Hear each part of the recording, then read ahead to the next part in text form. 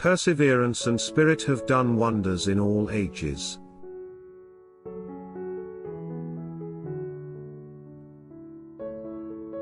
A sensible woman can never be happy with a fool.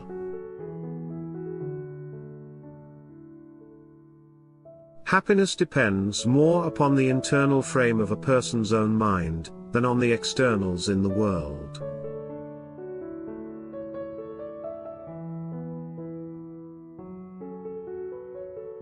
The harder the conflict, the greater the triumph. Worry is the interest paid by those who borrow trouble.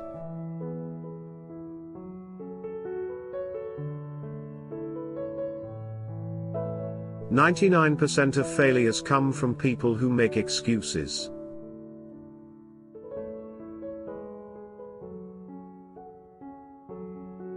Human happiness and moral duty are inseparably connected.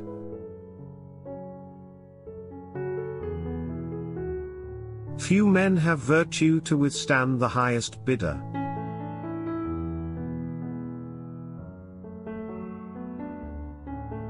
If freedom of speech is taken away, then dumb and silent we may be led, like sheep to the slaughter.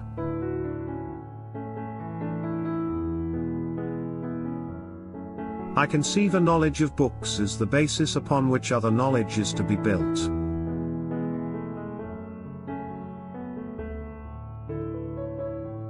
To encourage literature and the arts is a duty which every good citizen owes to his country.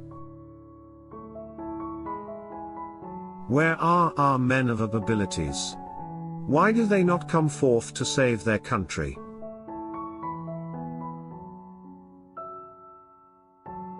Real men despise battle, but will never run from it.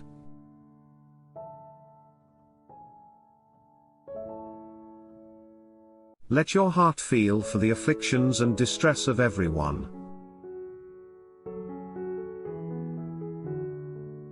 Be not glad at the misfortune of another, though he may be your enemy. A bad war is fought with a good mind.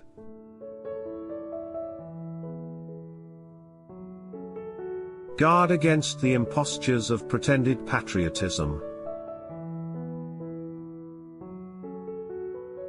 My mother was the most beautiful woman I ever saw.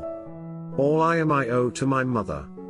I attribute my success in life to the moral, intellectual and physical education I received from her. It is better to offer no excuse than a bad one.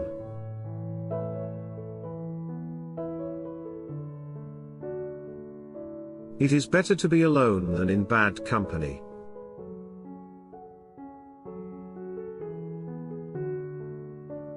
My brave fellows, you have done all I asked you to do, and more than can be reasonably expected, but your country is at stake, your wives, your houses and all that you hold dear. You have worn yourselves.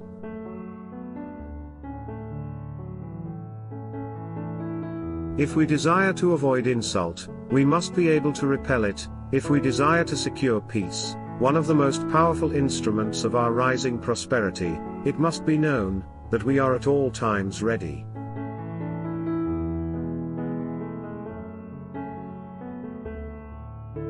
Three things prompt men to a regular discharge of their duty in time of action: natural bravery, hope of reward, and fear of punishment.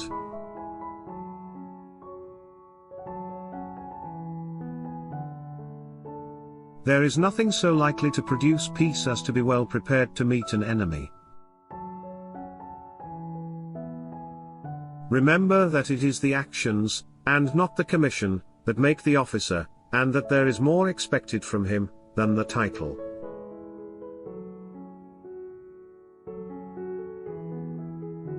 To be prepared for war is one of the most effectual means of preserving peace. But lest some unlucky event should happen unfavorable to my reputation, I beg it may be remembered by every gentleman in the room that I this day declare with the utmost sincerity, I do not think myself equal to the command I am honored with.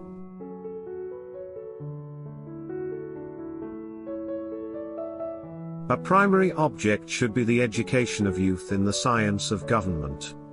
What species of knowledge can be equally important? What duty more pressing than communicating it to those who are to be the future guardians of liberties of a country?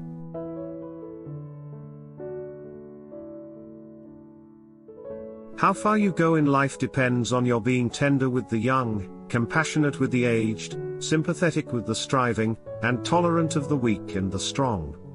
Because someday in life you will have been all of these.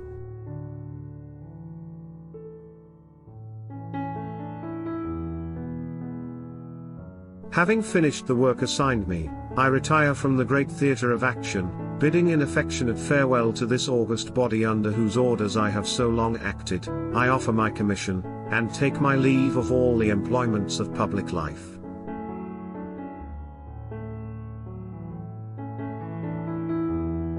The nation which indulges toward another a habitual hatred or a habitual fondness is in some degree a slave. It is a slave to its animosity or to its affection, either of which is sufficient to lead it astray from its duty and its interest. It is a much easier and less distressing thing to draw remonstrances in a comfortable room by a good fireside than to occupy a cold bleak hill and sleep under frost and snow without clothes or blankets.